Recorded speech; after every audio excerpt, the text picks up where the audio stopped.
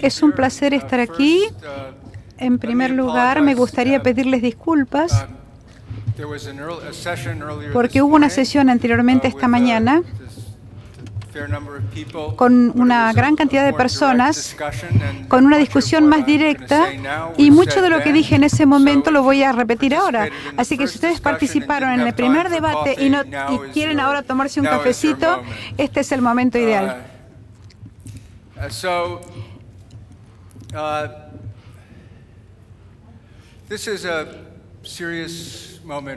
Este es un momento grave para la Argentina. Y puedo decir esto porque soy un extranjero y voy a meterme en un avión y me voy a ir. Y si hay algo que quede para que ustedes puedan aprovechar aquí, será muy bueno. Puedo hablar libremente y creo que es la obligación de mi parte hacerlo. Así que a pesar de mi ignorancia, es lo que quiero hacer. Es un momento delicado para Argentina porque el gobierno ha hecho promesas, ha abierto la economía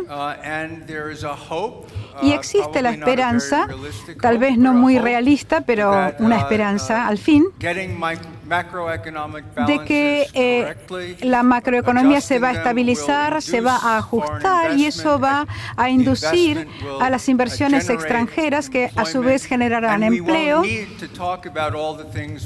Y bueno, estas son las cosas de las que hablamos nosotros en general y vamos a hablar hoy. Y además existe una idea residual que está profundamente enraizada, no solamente en la Argentina, sino también en América Latina y otras partes del mundo. Una idea del estructuralismo que no podemos confiar en los mercados neoliberales, sino que deberíamos correctamente alentar el desarrollo de capacidades, las que necesitamos para aprender del mundo y para contribuir al mundo, para lo cual necesitamos sectores especiales que nos permiten la oportunidad de aprender. Entonces, la tarea del gobierno es abrir los mercados, pero tener políticas serias de aliento a los sectores que serán los sectores del futuro. Y algo de lo que hemos escuchado es un eco de ese antiguo debate.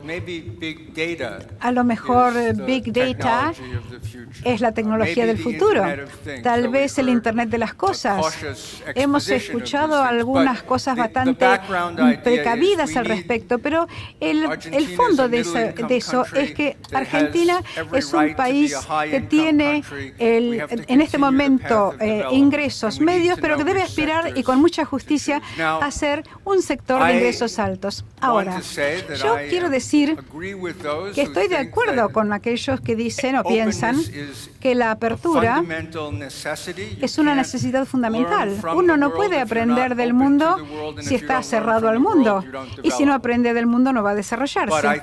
Pero creo que esta es una ilusión que ustedes van a desarrollar con su propia experiencia y se van a dar cuenta de que confiar en el mercado es insuficiente. De todos modos, yo no creo que sea posible o necesario elegir sectores, no sobre todo a nivel nacional, para que darles posibilidades de desarrollo en el futuro. Hay mejores formas de afrontar el tema y yo creo que eso es una de las cosas que me gustaría contar hoy en día. Una de las cosas que quiero decir de entrada es que la idea misma de que hay sectores privilegiados, que el lugar de aprendizaje está ahí, es una idea equivocada. Vamos a ver de dónde proviene esa idea en América Latina y en general. Proviene de la idea de que la agricultura es una actividad tradicional y que desde el punto de vista de la tecnología es de extranjeros.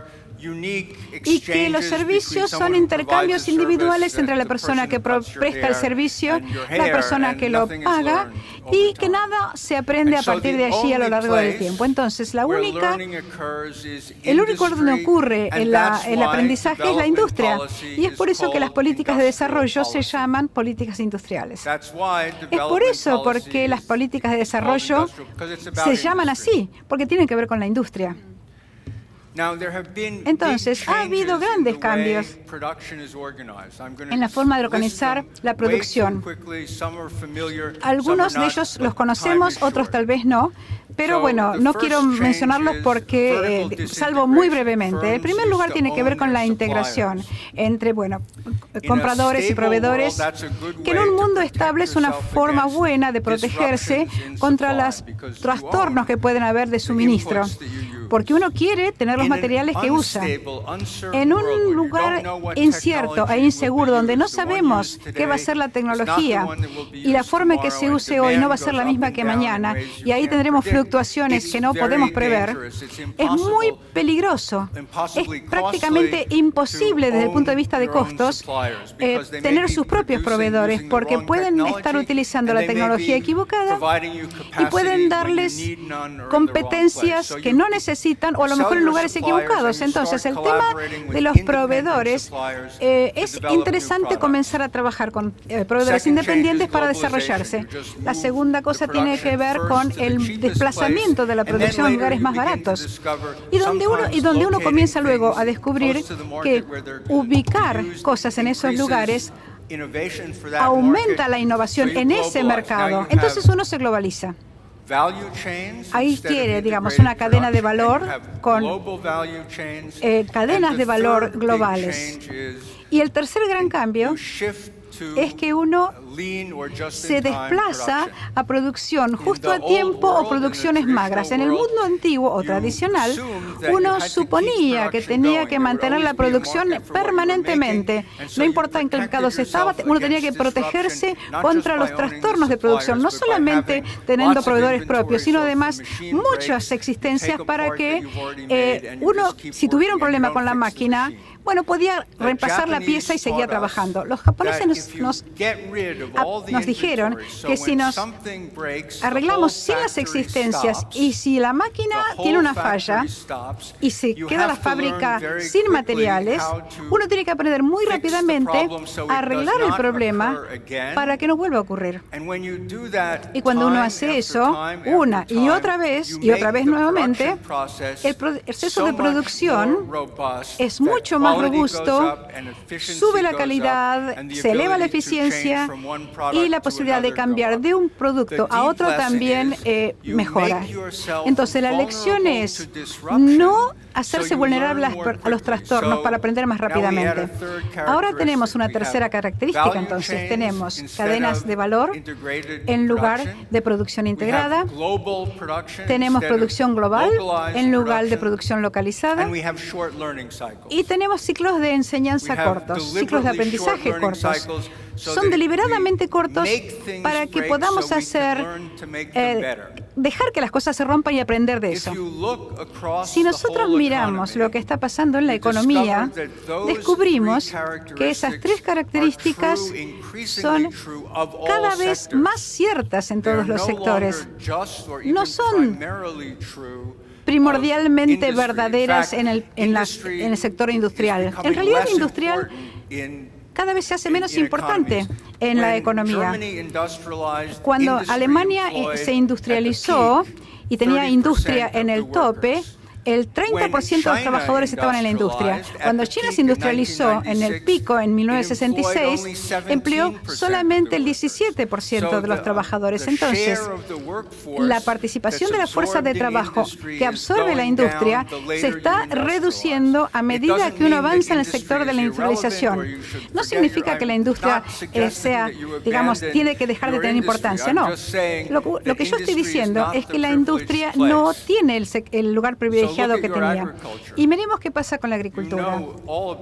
Todos sabemos esto, porque ustedes tienen agricultura de precisión que está basada justamente en ciclos de aprendizaje cortos con subcontrataciones que se especializan en determinadas tareas, y después de una cosecha, en lugar de volver a utilizar la sembradora y hacer siembra directa, hacemos siembra directa utilizando las semillas y medimos los resultados píxel por píxel para ver si hemos utilizado el fertilizante adecuado en esa parte del campo, y de esa manera aumentamos el rendimiento. Esa agricultura de precisión es algo en lo que Argentina es un líder mundial.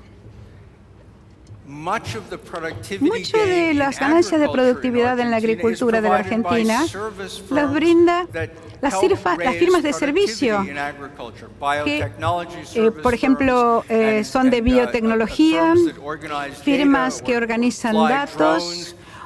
Es decir, podríamos dar todo un listado, pero a donde miremos, los éxitos más grandes en la Argentina en las últimas décadas han tenido las mismas características de éxito a nivel mundial y no se limitan a la industria. Están en todas las partes de la economía. Otro cambio general que va en la misma dirección. La innovación está buena, es maravillosa.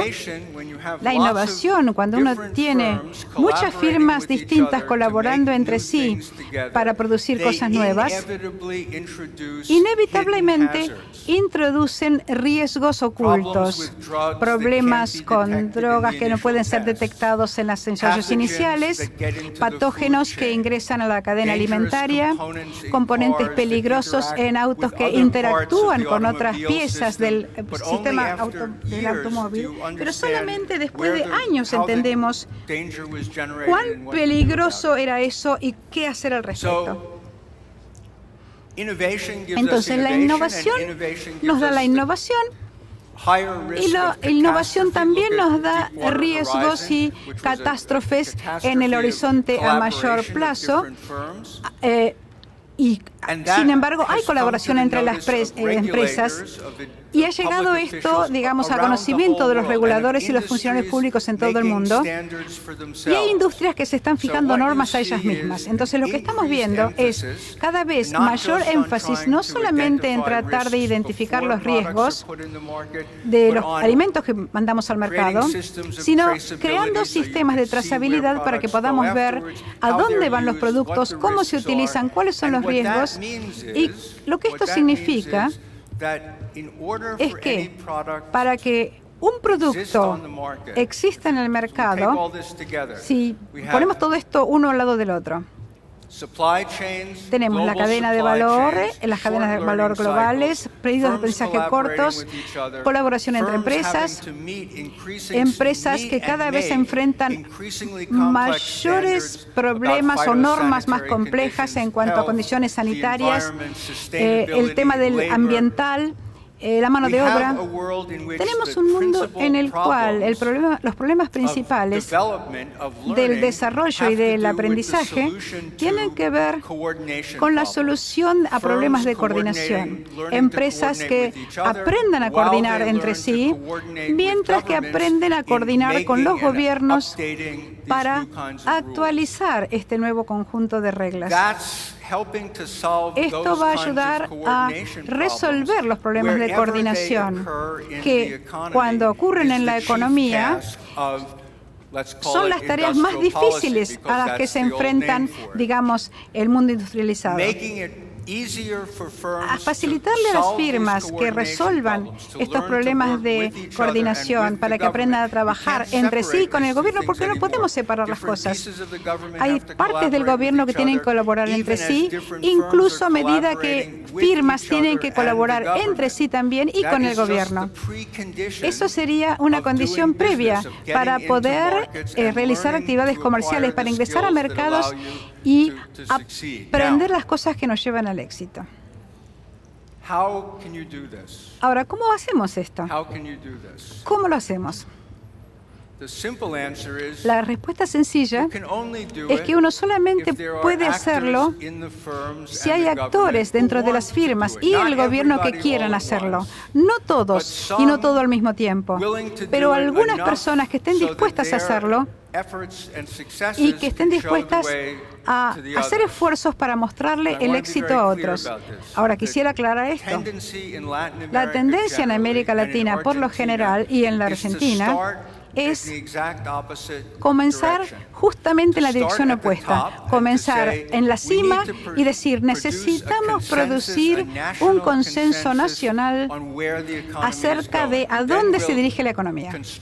Y entonces construimos un Consejo Nacional de Productividad o algo por el estilo, y el Consejo la dirección a todos. Dará la dirección a todos.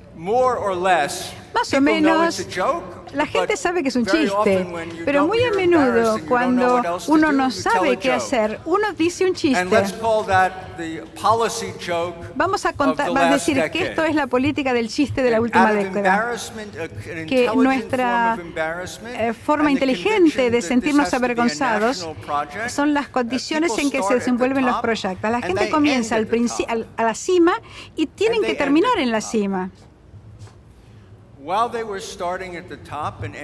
Cuando lo hacen de esta forma, bueno, eso se hace mucho en todo el mundo, pero especialmente en la Argentina, ha habido muchos esfuerzos a nivel regional para resolver este tipo de problemas en una forma eficaz. Le voy a mencionar un par en la Argentina. Uno es Arroceros de Entre Ríos, que producen arroz, que no es de alta tecnología. Ningún arroz es de alta tecnología, porque el arroz tiene que estar protegido por la biotecnología contra nuevas plagas y también contra las viejas. Entonces, se desarrolló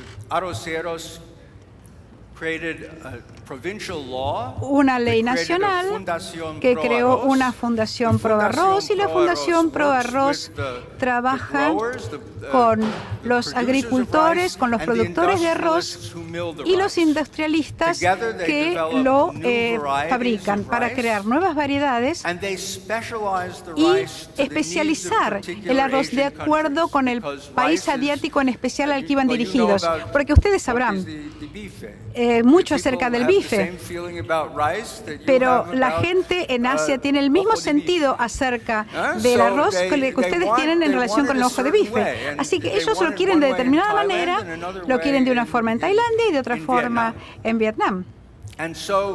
Entonces, ustedes tienen a nivel local una alta tecnología, una sofisticada comercialización, un proceso de experimentación permanente con un tipo de visión y de colaboración que yo mencionaba anteriormente. En la Argentina, en la misma Argentina, donde las políticas macro van de un lado para el otro y los políticos también, dentro de vuestra Argentina se da esto. Y no están solos. Si se fijan en el INTA, con INTA Manfredi y la colaboración con los productores de la maquinaria agrícola, ustedes tienen agricultura de precisión y no importan sembradoras. ¿Por qué no? Ni una. Ni de John Deere ni de nadie. Ustedes hacen, diseñan y producen las mejores sembradoras del mundo en la Argentina, combinando muchas tecnologías y con un profundo conocimiento de todo lo que toca el suelo. Y yo podría seguir. Ustedes cosas que se les rompe también. Créanme, yo los entiendo. INTI no es INTA. Nacieron al mismo tiempo, pero no son lo mismo.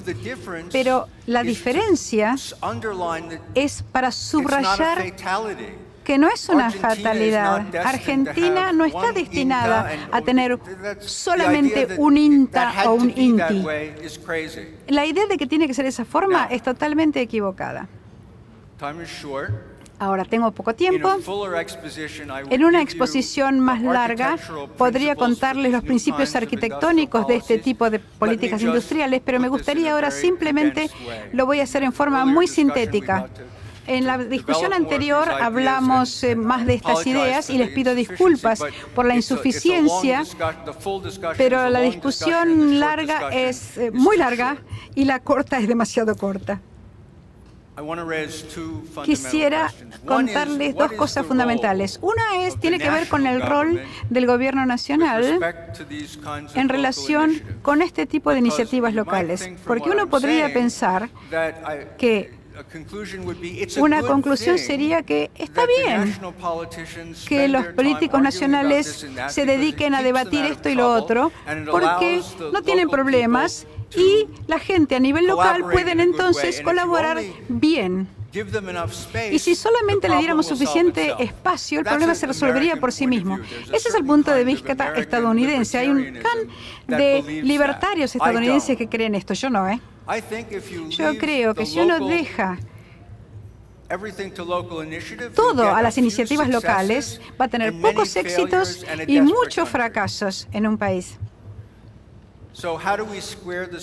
Entonces, ¿cómo podemos hacer consistente el tema entre el Consejo Nacional, INTA, y reconocer que las iniciativas locales son insuficientes en sí mismas? Tenemos un marco nacional, ¿no es cierto?, para fomentar la nueva institucionalidad. O sea, podemos crear palabras, pero la idea es, a nivel nacional, crear marcos que faciliten las cosas para grupos pequeños de firmas privadas. Olvidémonos del sector.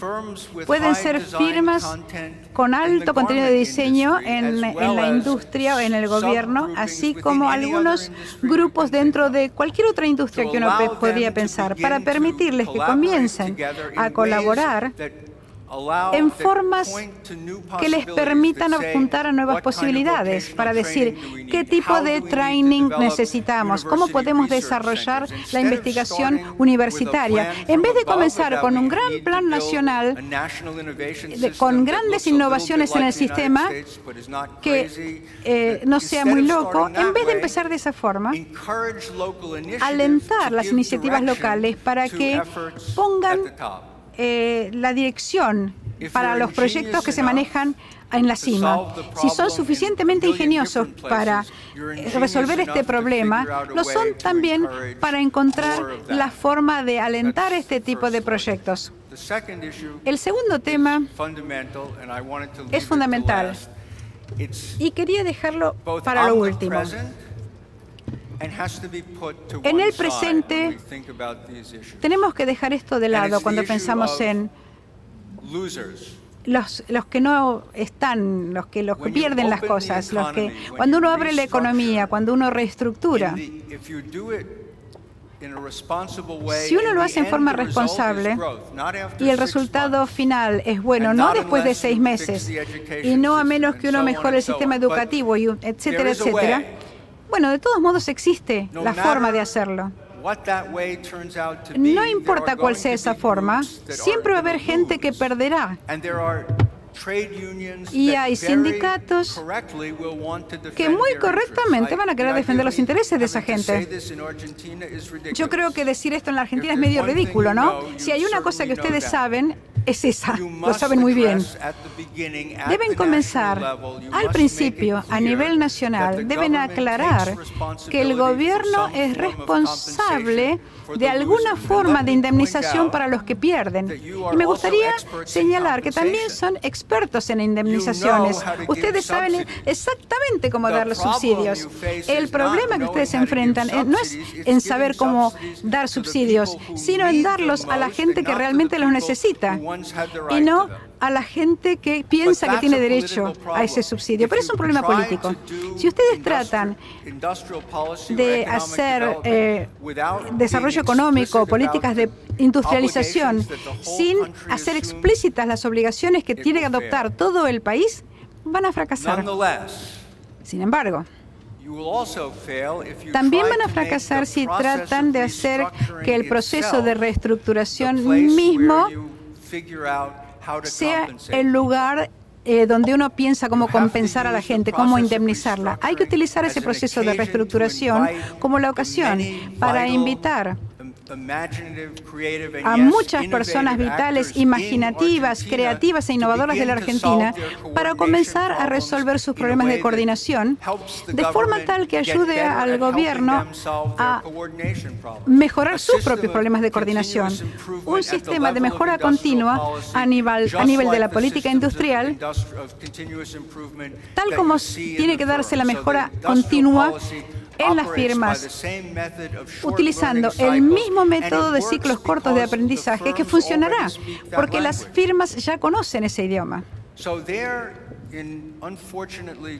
Lamentablemente, en forma muy sucinta, les puedo decir que ese es el principio de la hoja de ruta, con los señales de peligro y el futuro brillante al final. Pero el futuro brillante que ustedes ya pueden tener en su país tiene que ver más con aprender a cómo hacer las cosas bien y generalizarlo y ponerlo a disponibilidad de todo el resto de la nación, y no cómo aprender de afuera cosas que realmente no tienen mucha experiencia al respecto. Muchas gracias. Agradecemos esta interesante disertación del profesor Seibel y recibimos ahora en el escenario a Martin Richard, director del Centro de Investigación de Futuro e Innovación de la Southwest Business School, donde se desempeña también como profesor de Estrategia e Innovación. Martin Richard ha liderado varios proyectos de investigación en estas temáticas y es coautor del reporte El futuro del trabajo, empleo y habilidades en el año 2030. Recibimos a Martin Richard.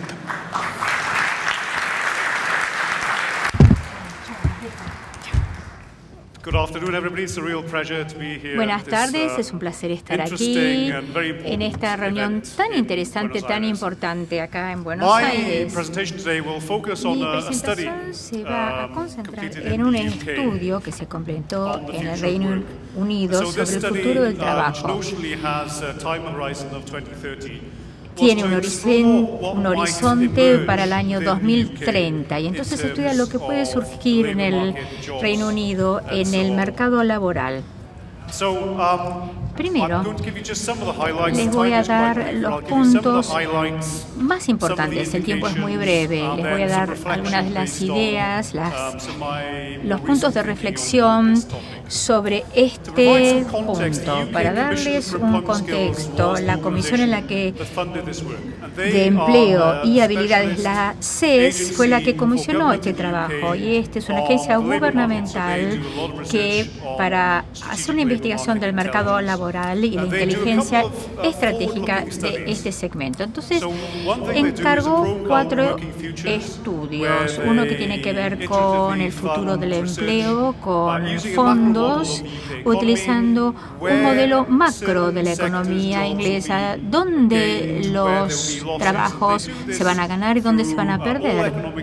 Todos los sectores económicos y todas las ocupaciones. Esto les da una idea de la dirección de este problema en particular.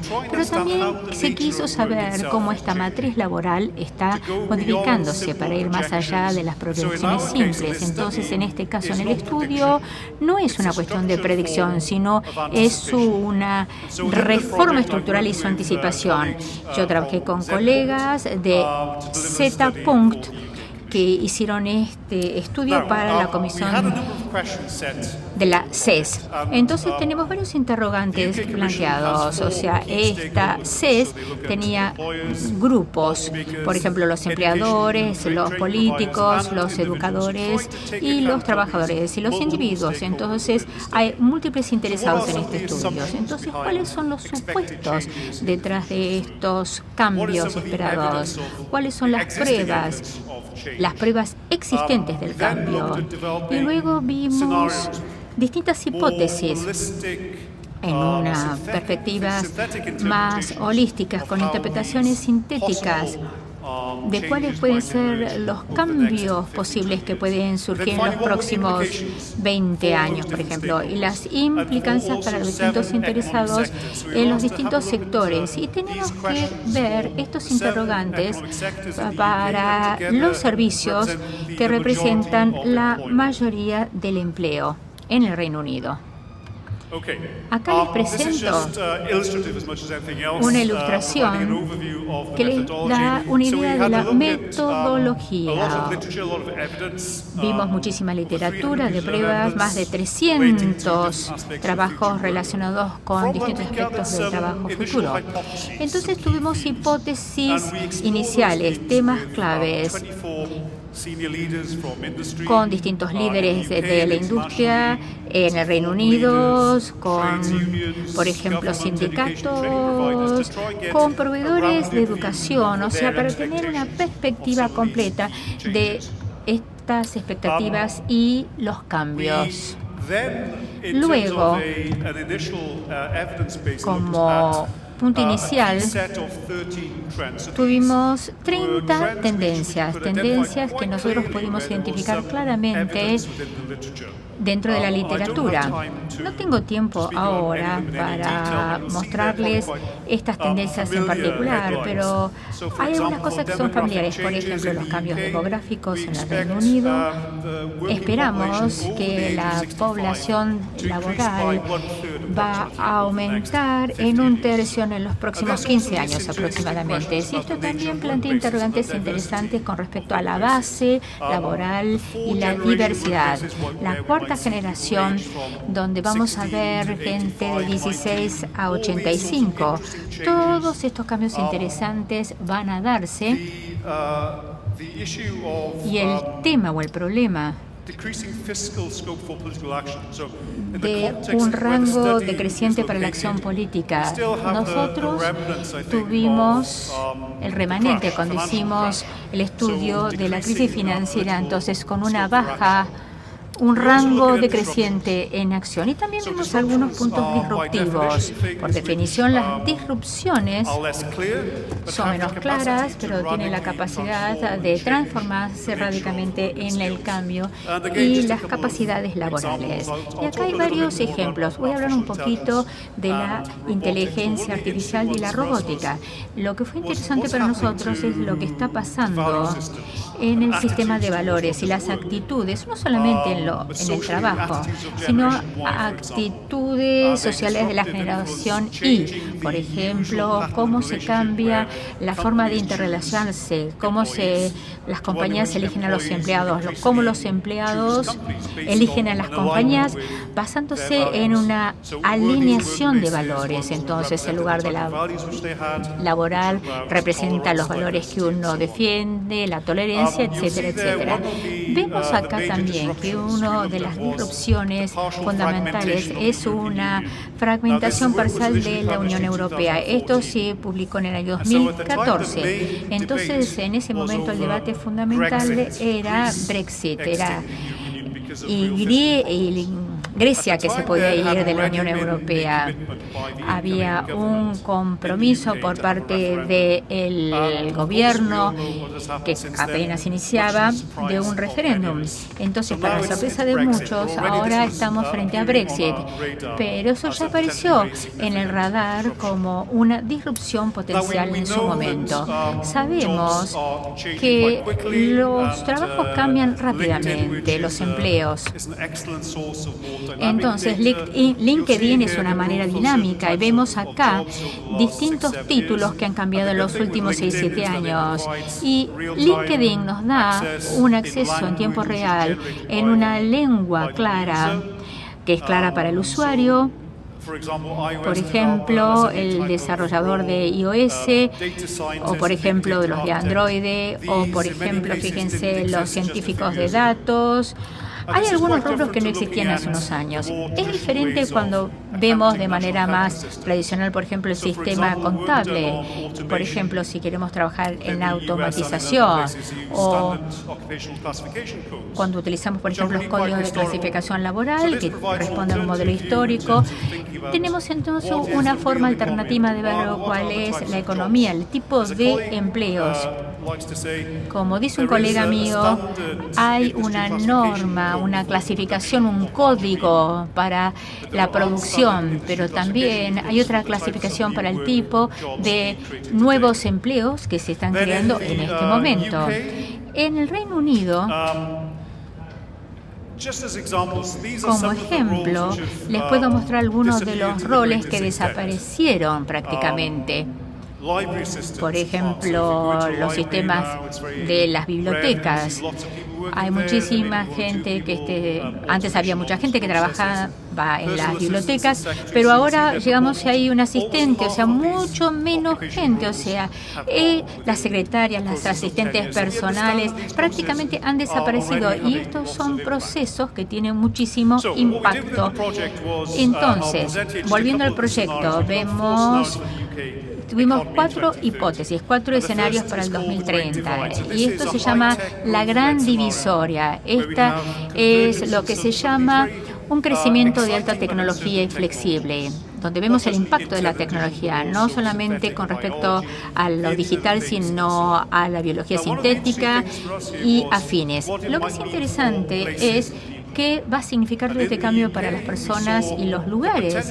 Entonces vemos que el potencial para estas tecnologías es acentuar y acelerar la divisoria entre estos lugares. Entonces aquellos que ya tienen una posición ventajosa van a tener una capacidad de absorber las nuevas maneras de crecimiento y las nuevas maneras de empleo. Por ejemplo, Cambridge en el Reino Unido puede andar muy bien, mientras que otros lugares que son menos exitosos van a tener mayores problemas en materia de cómo enfrentar este escenario. Y ahora les voy a presentar lo que es el activismo de las habilidades.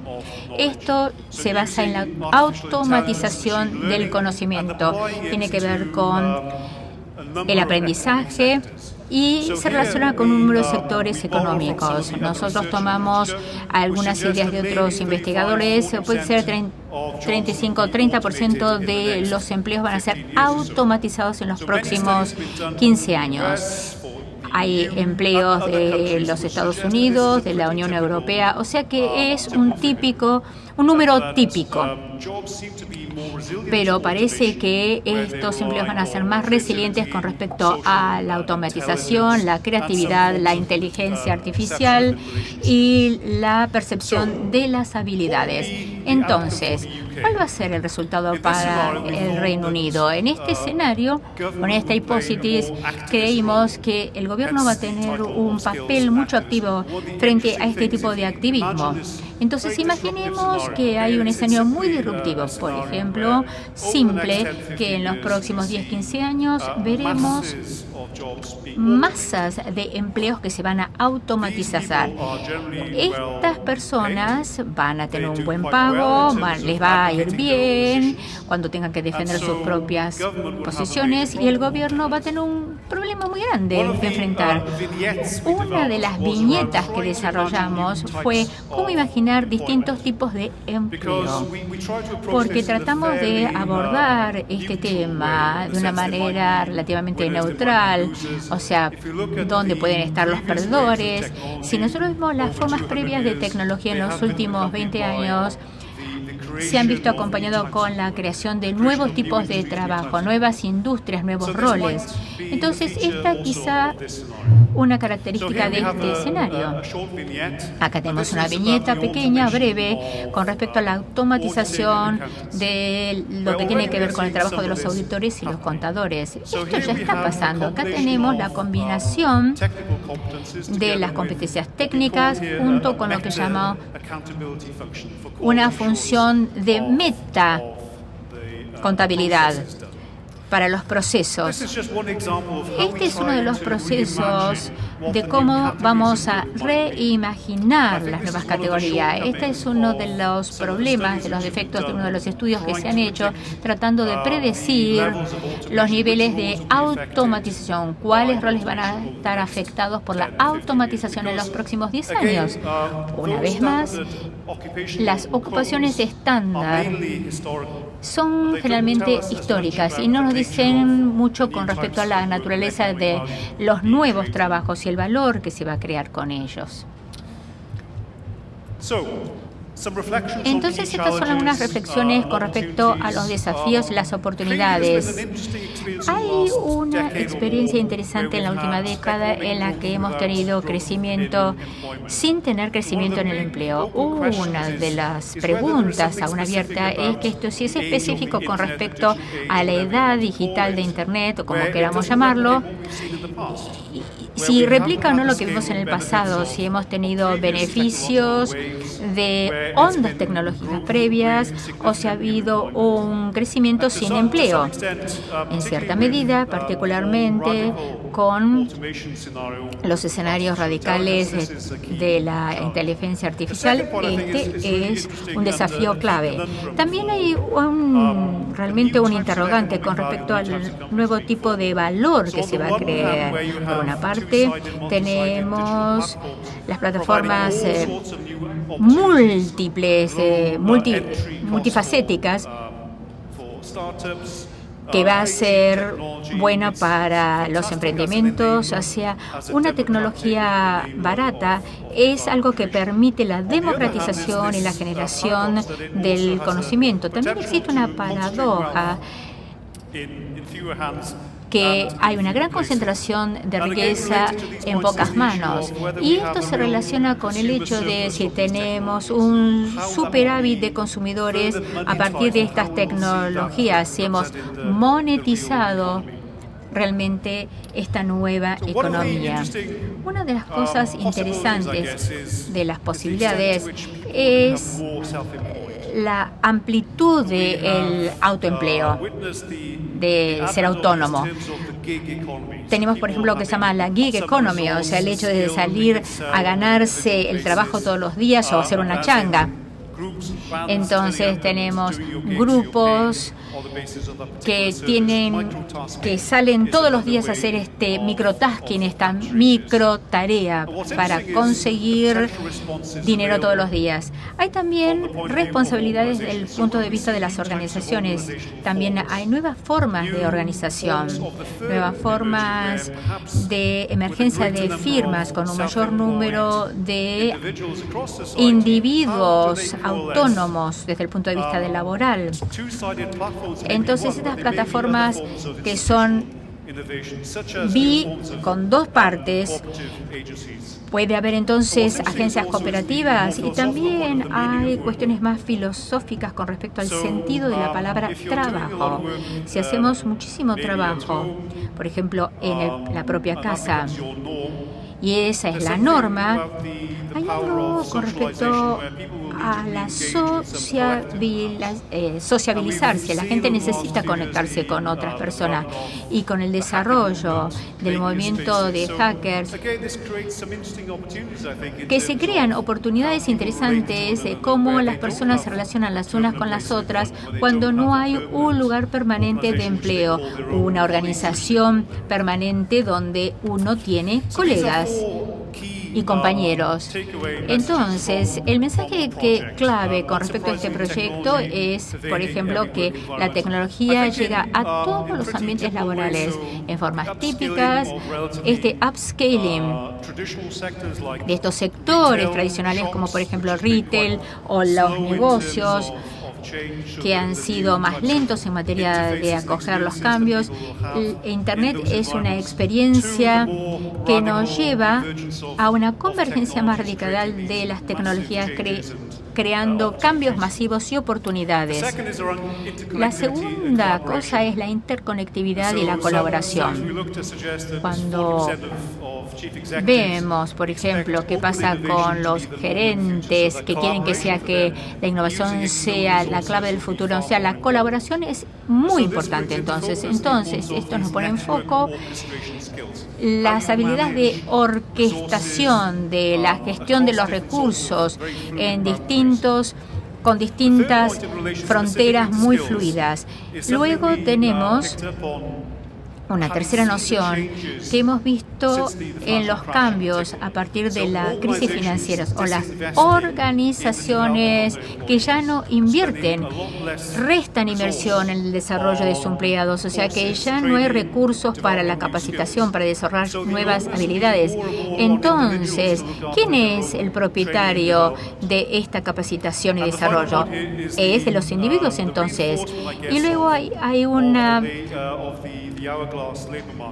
Vemos un refuerzo de este mercado que se mide por la hora.